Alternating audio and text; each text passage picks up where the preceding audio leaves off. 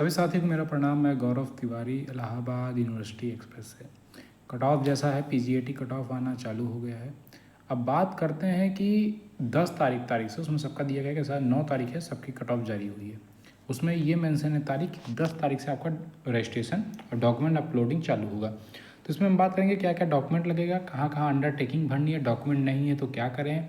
तो आज आइए उससे हम बात करते हैं। सबसे पहले हम लोग बात करेंगे कि ओरिजिनल डॉक्यूमेंट में लगेगा पहले आपकी कक्षा 10 की मार्कशीट, क्लास 10 की मार्कशीट, इंटर की मार्कशीट। अगर सर्टिफिकेट है तो ठीक है, जैसे यूपी बोर्ड को सर्टिफिकेट नहीं मिलता है तो उनके लिए ठीक है। अगर मार्कशीट है ठीक है, अगर मार्कशीट और सर्टिफिकेट दोनों तो पीडीएफ बना के दोनों अपलोड करिएगा।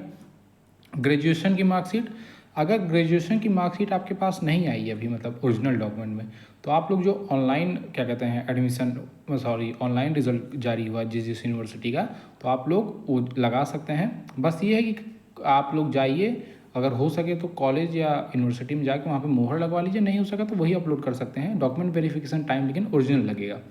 और अगर पोस्ट ग्रेजुएशन कोई MTech in earth system science में एडमिशन ले रहा है तो उसको पोस्ट ग्रेजुएशन की भी मार्कशीट देनी पड़ेगी, और सेकंड पीजी कर रहा है तब भी उसको पोस्ट ग्रेजुएशन की मार्कशीट देनी पड़ेगी।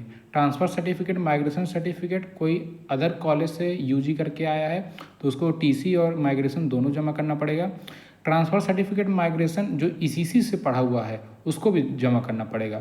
और बात करें जो और कैसे आईएसडीसी, सीएमपी ये सब हो गया, ईसीसी को छोड़ के और जितने संगठक कॉलेज हैं तो उसमें आपको केवल टीसी जमा करना है, माइग्रेशन की ज़रूरत नहीं है। लेकिन जो माइग्रेशन निकलवा लिया है उसको माइग्रेशन टीसी भी दोनों जमा करना पड़ेगा। तो अब बात करते हैं एक चीज़ और भी, कैसे आप लोग यहाँ ध्यान दीजिए। ये यहाँ पे एक चीज़ जो है यहाँ पर है कि जो बच्चा दूसरी बार पीजी कर रहा है, सेकंड पीजी कर रहा है, उसको सब पहले तो 10 में से 9 ग्रेड चाहिए, मतलब 80%, और उसको प्रवेश भवन में जाके ये दिखाना पड़ेगा और सहमति लेनी पड़ेगी, तब जाके उसका एडमिशन चालू होगा। तो ये चीज़ हो गया। और बात करते हैं आपको एंटी रैगिंग फॉर्म भरना, जो अभी हम लोग को भरना आपको बता देंगे। अंडरटेकिंग जहाँ जहाँ ज़रूरत होगी वो बता देंगे। ट्रांसफ़र सर्टिफिकेट के लिए अंडरटेकिंग बता देंगे। आधार कार्ड और एबीसी आईडी, अपार आईडी दोनों एक ही चीज़ है, बहुत ज़रूरी है। अपार आईडी, एबीसी आईडी लगना बहुत ज़रूरी है, ये मतलब नहीं होगा तो उसके बिना नहीं हो पाएगा। और क्या क्या डॉक्यूमेंट लगेगा, कैसे recent category certificate SC, ST, OBC, EWS का सेंट्रल लेवल के फॉर्मेट में, और क्या कहते हैं ओरिजिनल सर्टिफिकेट लगेगा कश्मीरी माइग्रेंट का, NCC C certificate, sport quota का है तो वो लगेगा, दिव्यांग कोटा का, टीचर, ये सब लगेगा। Approval for vice chancellor for PG, second PG, जो सेकंड पीजी करेगा उसको वाइस चांसलर से अप्रूवल लेना पड़ेगा, मतलब वही प्रवेश भवन में जाके वहाँ सब बताना पड़ेगा। तो आइए मैं आपको बताते हैं कि ये कैसे क्या कहते हैं ये अंडरटेकिंग कैसे भरेंगे। कैसे ये अंडरटेकिंग, पहले एंटी रैगिंग आपको बता देते हैं कैसे। जो एंटी रैगिंग का फॉर्म ये भरना जरूरी है। तो आप में कैसे यहाँ पे श्री, यहाँ पे जो भी आपके पिता का नाम हो, कैसे फलाने पाड़े, फलाने तिवारी, फलाने कुमार, जो भी हो, यहाँ पे अपना पिता का नाम भरेंगे। अगर पिता नहीं तो माता का नाम भरेंगे। पहले 2020 या 2021 से पहले रैंक आती थी, अब रैंक नहीं आती है, इतना मुझे कंफर्म नहीं है। तो रैंक में कुछ नहीं करेंगे, रैंक में से ब्लैंक ऐसे लाइन खींच देंगे। आपको जिस दिन काउंसलिंग करा रहे हैं, कैसे 10 को करा रहे हैं, 10 तारीख माह 7 2026, अपने यहाँ पे क्या पिता का नाम, पता, यहाँ पे अपना नाम लिखेंगे। कैसे यहाँ पे पिता का नाम हो गया, यहाँ अपना नाम लिखेंगे, यहाँ तारीख लिखेंगे, और कैसे फिर से बता दे रहा हूँ, यहाँ पिता का नाम, यहाँ पिता का नाम, यहाँ अपना नाम, यहाँ तारीख, कौन सा महीना है और वर्ष, और यहाँ पे पिता का नाम, पता, और अपने पिता का मोबाइल नंबर। और यहाँ पे कहेंगे कौन सी जगह बैठ के आप लोग प्रोवाइड कर रहे हैं। कैसे कि आपका घर समझ लीजिए हो जाएगी प्रतापगढ़ है, जौनपुर, सुल्तानपुर है, तो आप यहाँ पे जगह डालेंगे, दिन कौन सा है, कौन सा महीना है, कौन सा साल है, और यहाँ पे अपना क्या कहते हैं शपथकर्ता, मतलब अपने पिताजी का हस्ताक्षर करा देंगे। अब ये हो गया, अब इतना हो गया। अब बात करते हैं आगे का। ये एंटी रैगिंग फॉर्म का हो गया जो ज़रूरी है। अरे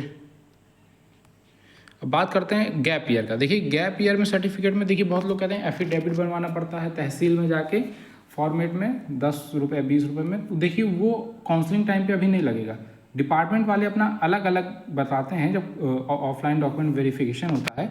तो इसमें आप यहाँ पे अपना नाम भरेंगे, यहाँ पिता का नाम भरेंगे, डॉटर ऑफ, सन ऑफ, यहाँ पे कहाँ घर है आपका पूरा पता भरेंगे, और यहाँ पे भरेंगे डेट आई हैव पास्ट। कैसे आपका गैप ईयर है, कैसे समझ लीजिए आप 2025 में यूजी पास कर लिए हैं, तो यहाँ पे यूजी, ये ध्यान रखिएगा कि कैसे आपने जो जब यूजी किया है वही भरिएगा, मतलब जो पीजीएटी रजिस्ट्रेशन टाइम पे जो आप यहाँ पे भरे थे उस रजिस्ट्रेशन फॉर्म में कि आपने यूजी किस साल किया है उसी हिसाब से यहाँ पे भरिएगा। यहाँ नहीं कि बीएड किए हैं एमए किए हैं तो वो बात ये सब ना भरिएगा, यूजी का भरिएगा। और यूजी का भरने के बाद यहाँ पे class course in the year, मतलब किस ईयर में आप पास हुए। जैसे ये ना भरिएगा कि इस साल से इस साल, जैसे आपने 2025 में पास कर लिया तो 2025 फ्रॉम कौन से इंस्टीट्यूट कौन से कॉलेज में है, और गैप ईयर कौन सा है, कैसे आपका 2023 से लेकर 2025 तक, मतलब एक साल का गैप। एग्जाम्पल बता रहा हूँ, अपने हिसाब से आप लोग देख लीजिएगा। फिर यहाँ पे अपना कैंडिडेट अपना नाम लिखिएगा। कोर्स ये मत लिखिएगा कि MA political science, MA Asian history, MSc physics. यहाँ पे एमए में है तो एमए लिखिएगा, एमएससी में तो एमएससी लिखिएगा, एलएलएम में है तो एलएलएम एलएलबी, ऐसे कॉन्टैक्ट नंबर अपना ईमेल दीजिएगा, यहाँ मस्त अपनी एक सिग्नेचर मार दीजिएगा। तो ये हो गया गैप ईयर का। हाँ, ये ध्यान रख लीजिए जो बात है कि क्या कहते हैं कि एफिडेविट बनवानी पड़ेगी, अभी ऐसा कुछ नहीं है। काउंसलिंग टाइम पे अभी आप यही जमा करिएगा, इसको प्रिंट आउट निकलवाइएगा, इसको भरिएगा दोनों का, इसका प्रिंट आउट इसको भरिए, इसका पीडीएफ बनाइए, काउंसलिंग टाइम पे डालिए, प्रिंट आउट निकलवाइए, इसको भरिए, काउंसलिंग टाइम पे डालिए। कुछ गलत वलत मत करिएगा, ज़्यादा आपका कैंसिल हो जाएगा तो आपको दिक्कत होगी। प्रवेश भवन का दौड़ा लगाना पड़ेगा, फालतू होकर इलाहाबाद दौड़ के आना पड़ेगा, कोई मतलब है नहीं। जब ऑनलाइन प्रक्रिया तो उसका मजा उठाइए। तो ये हो गया। बात करते हैं एफिडेविट की, तो एफिडेविट ऑफलाइन काउंसलिंग में अगर यूनिवर्सिटी मांगेगी तब लगेगा, अभी वो नहीं लगेगा, वरना यही लगेगा। Undertaking for transfer certificate, migration certificate कंडीड फॉर अदर इंस्टीट्यूट्स। अब बात करते हैं कि अगर आपके पास ट्रांसफर सर्टिफिकेट, टीसी और माइग्रेशन नहीं तो आप लोग क्या करेंगे। यहाँ पे भरेंगे कि कैसे अपना नाम, मेरा नाम जो भी हो, कैसे मेरा नाम गौरव तिवारी, सन ऑफ फलाने तिवारी, रेजिडेंट मेरा घर का पता, और I have been admitted this session, मतलब मैं किस साल में उसमें एडमिशन लिया हूँ। एमए में कि एमएससी में, कैसे यहाँ एमए हो गया, एमएससी हो गया, मतलब किस में आपने एडमिशन लिया है, एमएससी एमकॉम यहाँ भर देंगे यहाँ पे। फिर कहेंगे आई इतना इतना दिन admission, I undertake to submit the same within 21 days, chairman chairperson coordinator of Pravesh Bhawan या एडमिशन कमेटी जो भी हो, यूनिवर्सिटी ऑफ इलाहाबाद या डिपार्टमेंट लीजिए, 21 दिन के अंदर में ये जमा कर दूंगा। अपना प्लेस डालिएगा, सिग्नेचर मारिएगा, यहाँ पे नाम, फादर नाम, रोल नंबर और टेस्ट को स्कोर डाल के यहाँ पे भर दीजिएगा। आपको लेकिन ये याद रखिएगा, अगर आप इसको भर देते हैं ये वाला पूरा फॉर्मेट, ये फॉर्मेट, तो आपको ये फॉर्मेट भरने के बाद आपका जो एडमिशन कार्ड आता है वो नहीं आएगा। आप जब प्रवेश भवन जाके 21 दिन बाद या उसके अंदर टीसी जमा करेंगे तब आपका स्कोर कार्ड आएगा। वरना परेशान मत होइएगा कि मेरा स्कोर कार्ड नहीं आया सर या भैया।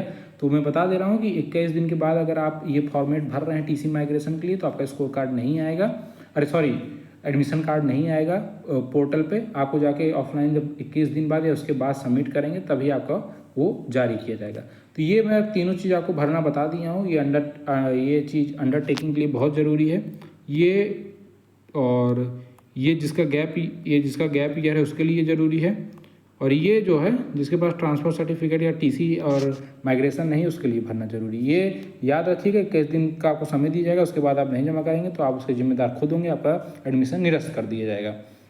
ये भी याद रखिएगा, जो चीज़ आप भर रहे हैं उसकी कैसे इसका प्रिंट आउट निकलवाइएगा, भरिएगा, पीडीएफ बना के जमा करिए, इसको रखे रहिएगा। काउंसलिंग टाइम पे ऑफलाइन ये लगेगा।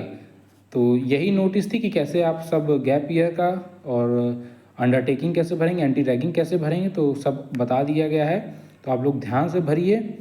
जो नहीं समझ आ रहा है उसको फिर पूछिएगा कमेंट में, फिर बताया जाएगा। ABC ID जो है उसको ज़रूर बना लीजिए।